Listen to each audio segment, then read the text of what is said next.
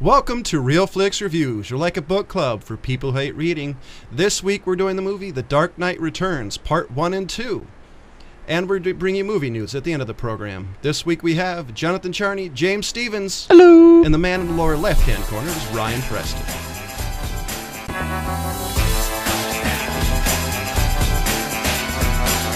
This week we're doing The Dark Knight Returns. It's based off of Frank Miller's comic book of the 80s. And who has the description for us? Okay. I got it right here, if you like. Good. It's Batman, The Dark Knight Returns. Yeah, like you said, based on the Frank Miller 4-part graphic novel. Batman has not been seen for 10 years. A new breed of criminal ravages Gotham City, forcing 55-year-old Bruce Wayne back into the cape and cowl. But does he still have what it takes to fight crime in the new era? Which I is guess pretty good. I kind of like that summary. Yeah, that's actually the best one I've heard so far. Yeah. And I think I'll go first. And wow, does Frank Miller hate Superman? Yeah. Holy crap! He turned Superman from a Boy Scout to a government tool. Well, I mean, there's been quite a few stories of Batman sort of helping out the American government from time to time. Like getting nuked and then sucking all the life out of an entire island? Yeah, that was... I mean, come on. He looks like the Crypt Keeper there for a second. Yeah, that was awesome. I was amazed by that, actually. I didn't realize how much he hated him. I actually looked it up, and Frank Miller apparently really doesn't like Supes as a character. But, I mean, I don't blame him. Great. And, I mean, you could tell it wasn't like he tried to make Superman a bitch. He made Superman sort of what he could be, but put him into the story. I thought he definitely turned him into more of a tool than he already was. A little more of a puppet. And the surprising thing to me out of all this was about how the fact that everybody was an extreme. Batman, instead of doing what he felt was right, he turned Batman into somebody with some sort of mental issue. Well, it was sort of the story of kind of everybody getting pushed to their limits. You know what I mean? Like to the extremes of what they thought was going to happen. Well, because Batman all of a sudden turned into an extremist, so much so that his something was talking to him and saying, "Oh, you're not good enough. You can't do." Bat. Well, see, that's the thing. One of the only things, I don't even think it's a point of contention that people have about this, but the main difference between this and the graphic novels is in the graphic novels there's sort of an inner monologue that Batman's going through in his head the whole time, and I thought they did a really good job of putting it on the screen, sort of just visually, and with little tips here and there to it. Because it would be hard to transfer that from one medium to the other. Well, you can have the narration, you know what I'm saying, or just like like his inner monologue, like going with him and stuff. But I think they went another way with it, and I think it was almost better for it as far as the adaptation to the animation. I don't think a narrative style would have really fit what they went with. I don't think so either, and I think they realized that too. And although it works beautifully in the graphic novels, because the graphic novels are it's broken down into four books, and I'll get to that in a minute. But I thought you were going first. Yeah, it works. Oh, go ahead. Go ahead. Well, sorry. You actually pretty much kind of covered what I was going to say. The other thing is I love what they did with Two-Face and Joker. But the fact that when they fixed Two-Face, they didn't fix him like they thought. Instead, they got rid of the original Harvey Dent. Right. Exactly. The bad side took over completely. Because he never thought that, he never thought he was going to see his whole face, but, the dominant side is what, that's all he can see. Yeah. And how the only reason why the Joker went back to normal is because he loved pissing the bat off. Oh, yeah. And then, hearing the thing on the TV about the Batman, this is the Batman City again and stuff like that, he's like, oh, no, it's not. That, and holy crap, what happened to Oliver Quinn? It was sort of tipped in the falconing scene, or whatever you want to call it. Yeah, I think Superman broke bald it. eagle. Well, I thought that was... dude, that was a great scene. I thought that was interesting, the fact they show that Superman kind of does what he's told, i.e. removing somebody's arm. Well, I thought it was funny was that, I mean, the portrait of Superman right there when he comes up and he's got the chest showing and he comes up and one arms it and the eagle flies down. He's got the little big old Superman curl coming off. Like, yeah, that was a great scene because it just shows how much of a tool Superman is. Yeah, see, I thought the Oliver Queen one was the that part when you see the difference between the character Superman and this version of Superman. Yeah. Superman did the actual comic book. I never thought he would do that. I thought he was too much of a Boy Scout because he always seemed like he was afraid of hurting people. This one, he seems like he would do it because he was told to. The problem, I mean, how many Russians did he kill? Oh, thousands. Oh yeah, I got that stuff in my notes. Yeah, so I figured James would have cut it, but I mean, but you can't really miss it. He cut an aircraft carrier in half. Mm-hmm. Yeah, and was like crushing tanks. Right, and remember the douchebag psychiatrist, Joker psychiatrist? Oh yeah, I got him in there. He had the Superman shirt on the whole time. Yeah. Well, in the beginning. From the first scene you had, he had a Superman shirt, and then later when Batman comes back, he's on TV with a Batman logo with a line through it. Mm-hmm. With the line through it. Yeah, because he was going up against Lana Lang, but anyway. Oh yeah, I got that stuff in my notes. The only thing I was curious about is they never said anything about Batgirl. No, they didn't. They didn't talk about Batgirl they didn't reference it. Yeah. They didn't really talk about many of his characters. But they referenced a lot of old things with, like the what happened to Tim, you know what I'm saying? No, that was like, Jason Todd, not Tim. Or Todd. Tim Drake or whatever was the third Robin. Was the third Robin. Yeah.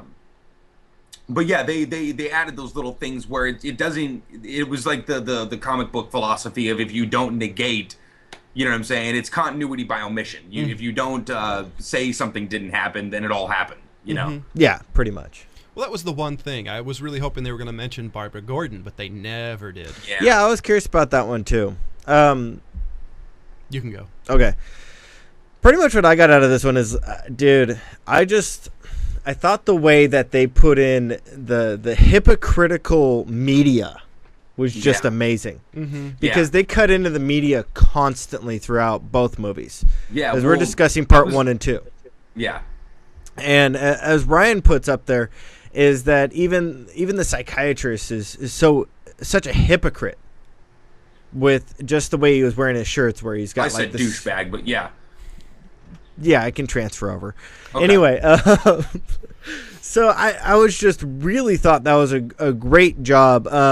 Now, the fact that, I mean, half of these guys are standing up for criminals. Mm-hmm. They even go into how many people Joker throws it at Batman, like, how many people have I killed in the middle of this? And he's like, I don't count anymore. Right. And, yeah, like Ryan said, is Superman becomes like the hero of America. Yeah. And he goes around slaughtering Russians left and right, and nobody bats an eye at that. But Batman goes and cripples. War, I don't know if you guys realize this kind of took place in the 80s. Well, yeah, no, they showed Ronald Reagan or former. You're right, they showed Reagan, so there's kind of a tip. Yeah, and Batman goes and cripples one guy. And what scene does he do that one in? He crippled the in the beginning. Yeah, the first comes back. The gun-toting guys, the when they're robbing. You're right. Yeah. He cripples that guy, and everybody just all of a sudden just goes up in arms over it. Like, how dare he cripple this man? And even the guy's like, I'm suing. Well, good luck with that. Who the hell are you going to sue? Right. Type thing. So that is just so hypocritical to me, and it really points that out, and it really draws that really well. I mean, they had the Joker on a talk show. I mean, the most dangerous Batman supervillain. Like, they say his correlation to Batman, he's a very good correlation. The fact they had him on national TV, was always amazing to me. Well, that was the thing, is like, not only did they do that, but then they bring in Harvey Dent, who they kind of went into it a little bit. He was a hero of Gotham City. Mm-hmm.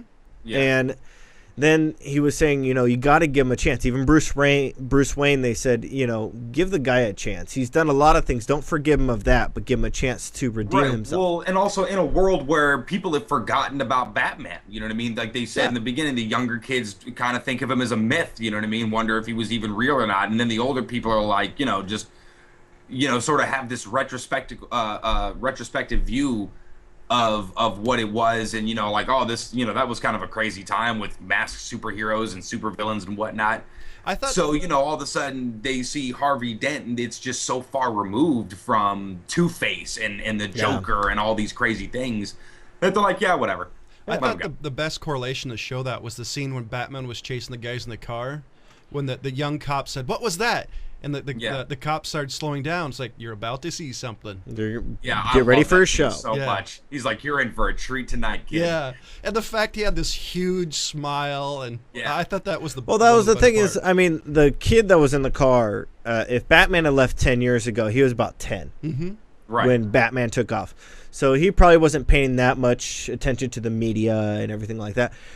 But the older guy, he said, he was there. That was his early beat, was seeing Batman do all these things. Another point of contention here was, what's her name? I can't think of her name right now. Carrie Kelly. Her parents. Her parents are that, stoner hippie, like when they said that there was a 17-year-old kid like got killed in the commission of a crime. They're like, oh, 17. Had his whole life in front of him, poor kid, type thing. And, they're passing joints back and forth type thing. That is what is wrong. Mm-hmm. And that's what the point that I kind of got out of this is that's what they're showing is these kids have thrown their life away. They're out committing crimes, and the hazards of their job, their chosen job, are something that's going to happen. If you get beat, if you get killed, it's part of your job. If you go around robbing people and you're not expecting to get hurt or killed from people defending what is rightfully theirs that you're trying to steal. I never saw that particular career on Career Day. Yeah, I didn't either. It wasn't the one that they put out there, but, neither was stripper, prostitute. Any of those weren't out there, True. Drug dealer, those careers weren't there.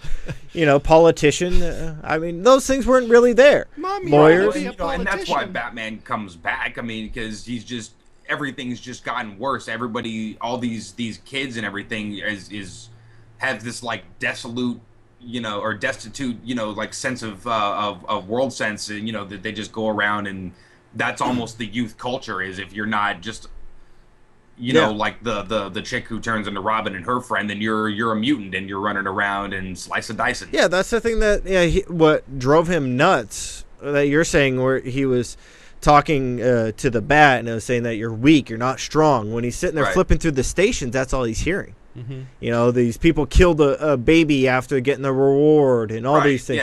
Yeah, exactly. And I thought that the good correlation of that was the reason why he was drinking. Because he said when he was talking to Gordon is that's the only reason why he isn't in the streets now is because the drinking covers it up. Yeah, well, that's what Gordon was saying. You used to drink ginger ale and pretend it was champagne. Now you're actually drinking whiskey. Yeah, straight up. Lost time. Yeah. And, one of the things that I kind of bothered me a little bit was how freaking massive did they draw Batman? Oh, he was huge. I mean, he puts his hand on Carrie's shoulder, and it's like the shoulder. His middle finger through his thumb is like over her shoulder. Right. Yeah, he was like the size of like the Undertaker or something. Yeah, just huge. I was gonna say more like a small Hulk. Yeah, he was really wide. But that's how they drew him in the book. They drew him like just a monster. Yeah. I did think it was interesting how they did keep it similar. I mean, far as they had the bulletproof vest underneath the bat suit. But I was a little bit bothered by the bat suit. It seemed like the show that they just put out a little while ago, like the Batman, where it was almost way too cartoony of a bat suit. Yeah, that kind of bothered me a little bit. But, it was enough to get over. It was almost I don't know. It was a forgivable style because it was the old animation style that they did with just a little more grit to it, Yeah, but when it's got like the comic book actually was drawn. Yeah, it wasn't. They had modern CG graphics, but it was drawn in a way to copy the original 1986 comic. Yeah, but when you have Dark Knight in the title, I'm expecting more of a gothic type of drawing style. Damn. Well, dude, I mean, but that shit got dark, dude. I mean, like it did. No, not necessarily in the animation style, but I mean, the story. Yeah. I'm just saying it got crazy. Now, I thought it was funny. You mentioned Lana Lang, and the other one that shows up is Selena Kyle running a prostitute house. See, even she went kind of legit. But kind of. I thought it was funny how much weight those two gained. Who was Did you Lana? notice that? Yeah, I love Lana that. Lang was she was they both packed like 80 pounds on. She was a Superman sub character, Lana Lang. Right. Oh, she was one of the love interests. hometown. Yes. Oh, a short love interest. yeah. Now I remember. Well, from Smallville. yeah. Yes. Anyway, yes. So yeah, I thought it was kind of interesting that she became like the head of Daily Planet, but yeah, and you know, it was interesting the way that they portrayed certain characters. I actually enjoyed that. Now I do have a real big point of contention. How the heck did you guys not get Mark Hamill?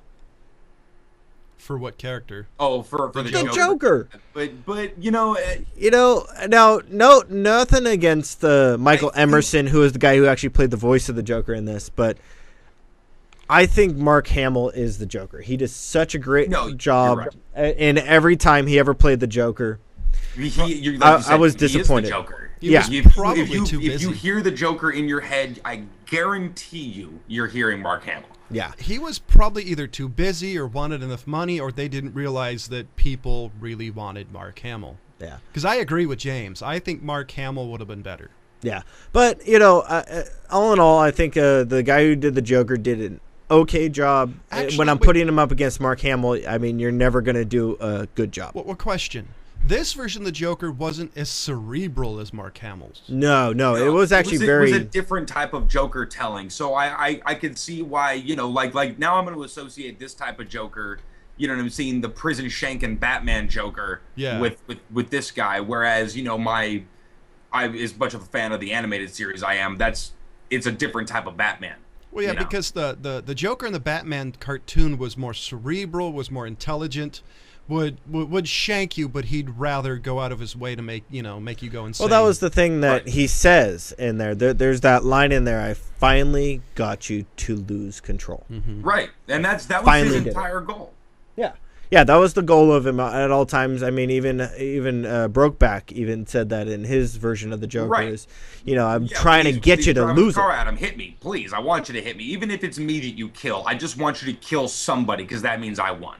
Is it more amusing the fact that Joker broke his own neck? Like, oh man, how nutty was that, dude? I was obviously going to bring that up.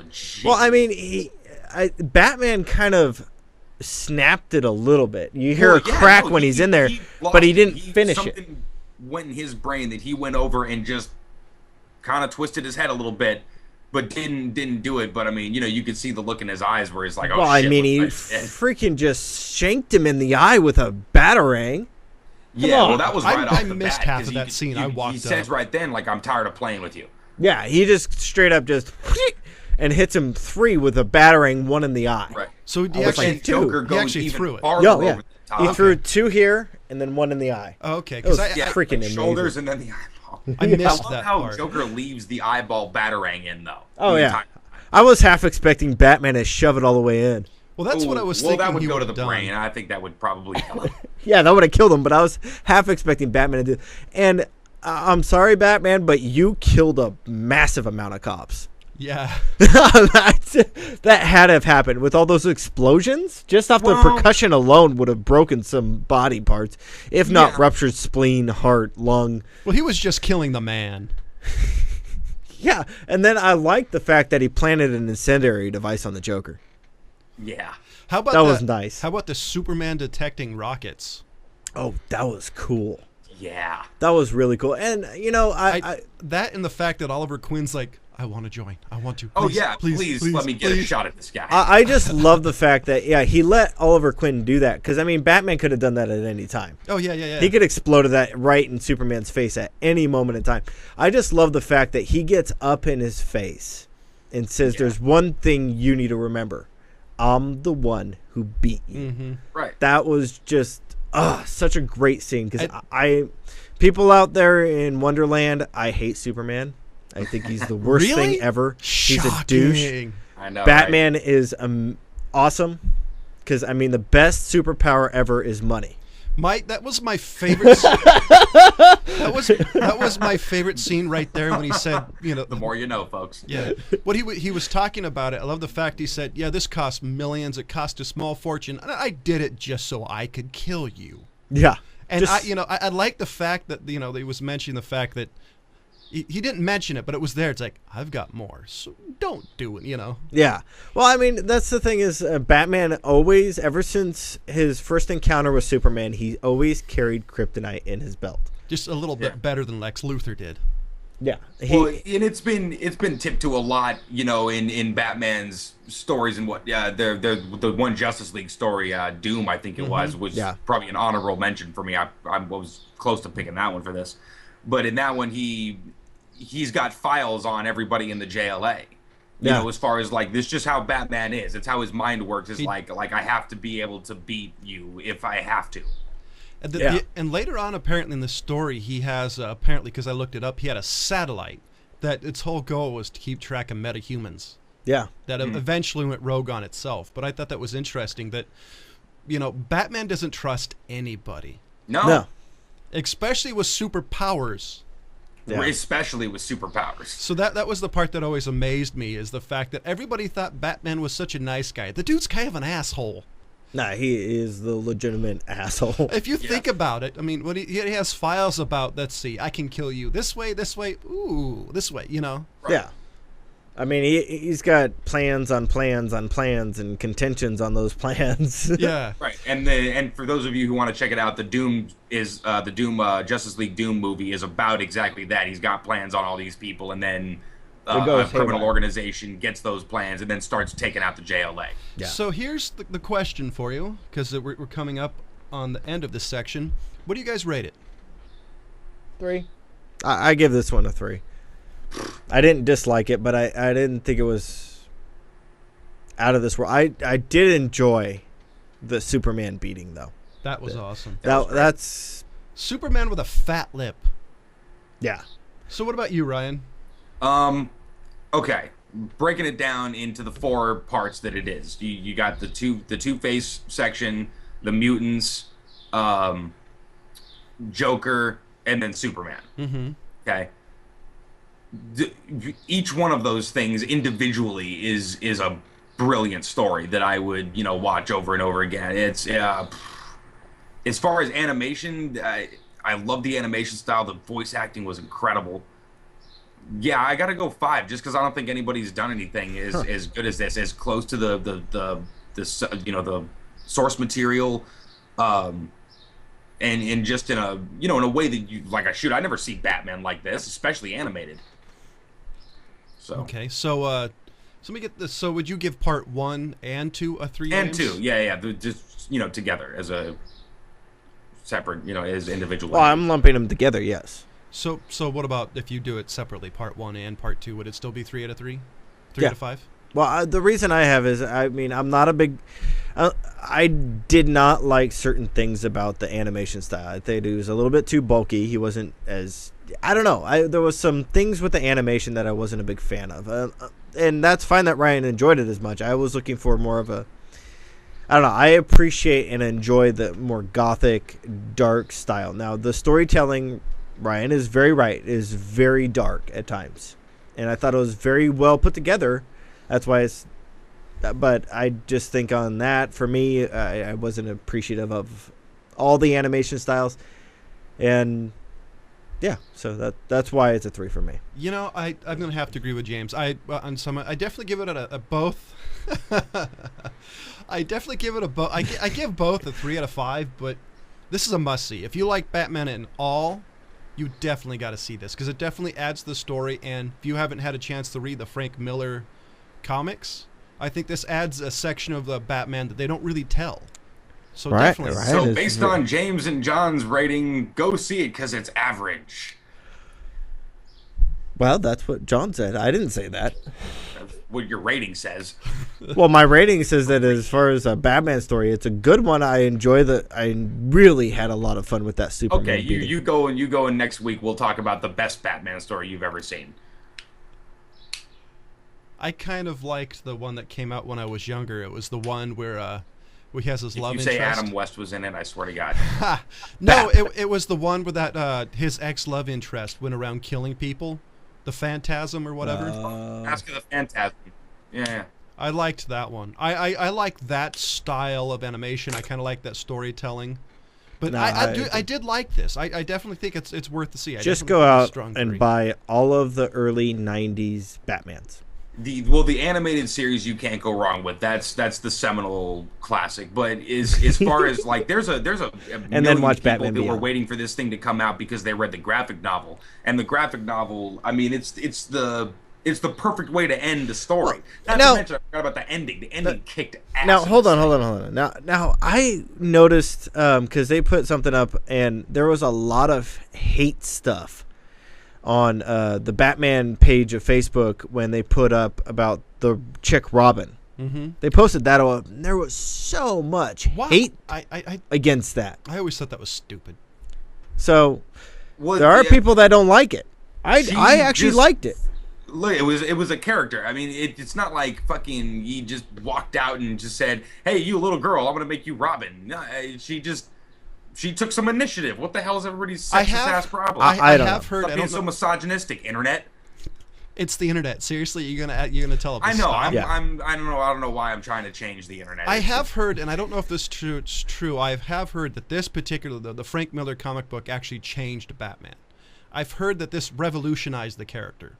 Yeah. Oh, yeah. I mean, nobody. Because again, this was done in the '80s. Yeah. Because if you trace back, the last Batman you had was Adam West, and you had the more campy. The closest thing you ever had to this was Christopher Nolan's Dark Knight, and even that wasn't as good as this, as far as I'm concerned. As far as the story content, like this is how you end a Batman movie. I'll agree with that. Yeah. So the next part coming up is movie news. Ryan. Well, I only got a couple of things, but I don't know how much of I don't know how much of a fan of the Wachowskis you guys are. I like them. I'm not a big fan of the Matrix. The brothers are good. Fan, and I take a ton of shit for it, but just based on I like Speed Racer. I love those movies. He loves Speed Racer. And I'll even forgive a lot of the BS animation that was in the third one just because the story held up. But the Wachowskis are doing a new sci-fi film. Hold on. More or less about what? Wait, you said that the last Matrix, the story held up? Well, I'm saying as far as like like ending the thing, like it was the ending. Okay, we'll get into that later. Okay, look, I mean, are you gonna go rewrite the fucking movie? Did you write? I mean. There was more holes in that movie than in my gym shorts. They created the entire universe. There wasn't that many holes in the story. Yes, there was. All right, whatever. We'll get into it. All right, what are you getting to? What point are you getting to? Anyway, they're making a new sci-fi movie, which is what I like them for, so I'm looking forward to it. All right, that's all I wanted to say. Well, I agree with you. I may disagree with some of their choices in The Matrix, but I do like some of the movies they do. I did like Speed Racer. They do put out interesting stuff. I like Ninja Assassin. So it's definitely... So what is the movie? Okay, it's called... Oh, shit, and I had it here a second ago. I'll come up with the title in a second, but it's basically about humans, like in the distant Should I read the description for you? Say what? Jupiter Ascending. Jupiter Ascending. Thank you very much. In a universe where humans where humans are like really low on the evolutionary chain, like everything's like evolved past us and whatnot. There's the queen of the universe, and she has to kill this human girl because she like threatens her reign. But it's sort of like. You know, what's that time machine kind of thing where you go forward in time and find out that humans have there's other things that have evolved past us, and so I'm interested on their take on that kind of a world. That actually sounds interesting. Yeah, that's what I said. And the other thing that I wanted to bring up just real quick was Glenn Mazzara is the executive producer for Walking Dead, and was also like writing a lot of the episodes and directing a handful of them and stuff like that. He took Frank Darabont's place when he left. He's been offered to write a Shining reboot or remake. Another one? Yeah, another one. Well, okay, look, there's only been 2 movies. The first movie was made, and then Amazing. Stephen King redid it because he didn't feel Lame. like the original one. I think was it Oliver Stone, wasn't it? No, the original one was No, the newer one. Oh, the new Yeah, the one. old Kubrick. Yeah, the old one was Kubrick. Yeah. Who Okay, did I don't know why I after said that? Stone. Stanley Kubrick, because Stanley Kubrick is an atheist, or was, and Stephen King didn't feel like he could properly adapt his work without believing in some kind of God. So Stephen King sort of redid it, and that's the other one that everybody knows, or not everybody knows. I sure hope people don't know that one. I sure hope people don't know it, because Why are they doing it atheist or again? not, dude, Stanley Kubrick nailed that shit. Yeah. And then, but Glenn Mazzara is they just like they're offering him to write the new one. Interesting. And so basically, what I'm asking you guys is, based on The Walking Dead, do you think he could write this? Well, I don't know how much John has watched The Walking Dead. I've seen a little bit of it. I think he could put a different twist. I think if he does it, it could be different than both versions. Do you think it needs to be twisted, like have some kind of weird plot change, or? I think Okay, that's- okay, I think explain that's- this to me. I think that's the only way it's going to be able to stand out. Who Otherwise, is this it's going guy? to get lost. Glenn Who's this Mazzara, guy? he's the executive Glenn producer Mazzara. of Walking Hold on, Dead. I'm pulling up something on IMDb, and I found The Shining TV show that's supposed to come out in 2013. Oh, that might be exactly what it is then. Wait, who are you saying? Glenn Mazzara? I Let's think see. it's going to. I think they're going to. And it says it's a comedy. It said what? They said The Shining that's coming out is going to be a comedy. Oh, okay, sure they are. Where are you seeing this? Because I'm seeing Hancock 2 on Glenn Mazzara. Well, no, they offered him to write it. He's not writing it yet. Oh, okay. That's what I was confused on. I was thinking you're doing like producer or director or something, not writer. No. He hasn't started the project, but the studio offered for him to write it. Because I'm seeing something as far as the TV series, and that's what's his name? King did. He put out a TV series, It was a miniseries. Well, he put out a miniseries, whatever. It was TV like a series. 3-part miniseries. They But- did it a lot in the 90s. Yeah, I know. Anyway, I was there for that. Were you there? Yeah, I was there. Okay, you remember? Yeah, I remember that horrible disgrace called The The ABC Shining. Saturday Night movie. You remember those two? Yeah. Well, I according to so I just did a quick search. According to this, it's a prequel movie. Wait, how do The you have Shining. how do you have a prequel to The Shining? Maybe a prequel of the house and how it got so fucked up. No, I was thinking of the little boy talking. it just The says little boy's 8 years old. What are you going to prequel him when he's a baby? Remember he had traumatic events when he was a Okay, little here kid? it is. It says That's why he had The Shining, where he Glenn- talked to people. Glenn Mazzara, who Shit, you want to get sued? Glenn Mazzara, who Better be careful ran you get sued off that. AMC's smash hit series The Walking Dead for the past several seasons, will now focus on ghosts. He's in talks to write The Overlook Hotel, a prequel to Stanley Kubrick directed The Shining, based on the Stephen King novel. See?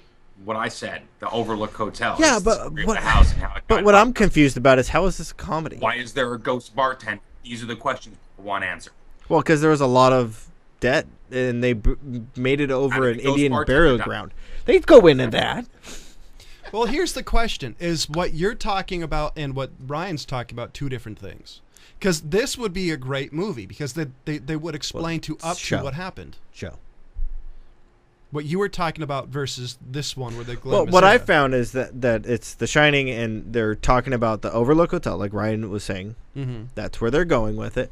But I'm seeing it tagged as a comedy, and I mean the only actor I'm seeing on IMDb is supposedly a cute girl is the only one that they have. Hopefully it's mistagged. But Yeah, now, it's probably mistagged. it probably is mistagged. And it's probably only a rumored person that's in it if they're not even writing it yet. Yeah, I And understand. you know what I expect? If they're probably going to make it a TV show because with the hotel you have a lot of visitors and stuff like that. It's a great setting for a serial. Glenn Mazzara has already done brilliance. I mean, Walking Dead. They have like 12 million people watching the thing a night. You don't have those kinds of numbers anymore. The Friends on like a Thursday night back in the day was getting just over that. Yeah. Nowadays, you have maybe 1 million people watching the show. So for Walking Dead to get 12 million people, Glenn Mazzara is probably, rolling the in most it. popular guy in television right now. I think he would do it right, and what we'll probably see is a lot of people from The Walking Dead end up in that show. Now, I'm not disagreeing with you on it, and based off of his abilities that have been portrayed in The Walking Dead, I definitely will give this show a chance. Stephen King needs to stay the hell away from it, and it would be very interesting, like you're saying, to see how some of these characters that I can't think of the character's name from there, Jack. Here, anyway, from the Shining, Jack Nicholson, Right. that he encountered when he was having his mental breakdown. It would be very interesting to see how they got in there, and I still want to know why the heck they had all that blood. Well, in the elevator. Yeah. That's weird. Usually He gets off on the third floor. floor. Yeah. Well, the interesting thing is, I think, because don't they in the movie that suggest that Jack has always been there? Well, they do suggest that, but he's always been there. But I mean, he encounters the two little girls. He's got that sexy old who turns into that really creepy old woman in that one room where, I mean, even the girls were like, "Stay away from that room. That's a bad room." And there's multiple levels in there where bad things happened. Yeah, but I mean, so a show could definitely go and span a lot of time, jump back and forth. I mean, they could do a show pretty easily if you think about it. Yeah. Especially with somebody like Glenn Mazzara, writing and probably end up producing it too. Yeah. It'll be interesting to see what happens to it, and hopefully it's not a comedy. Damn. Yeah, it better not be a comedy. It could be a twisted comedy. About it, but Whew. So, ladies and gentlemen, next week's is the theater pick, and we decided to do the new movie Oblivion with Tom Cruise and Morgan Freeman.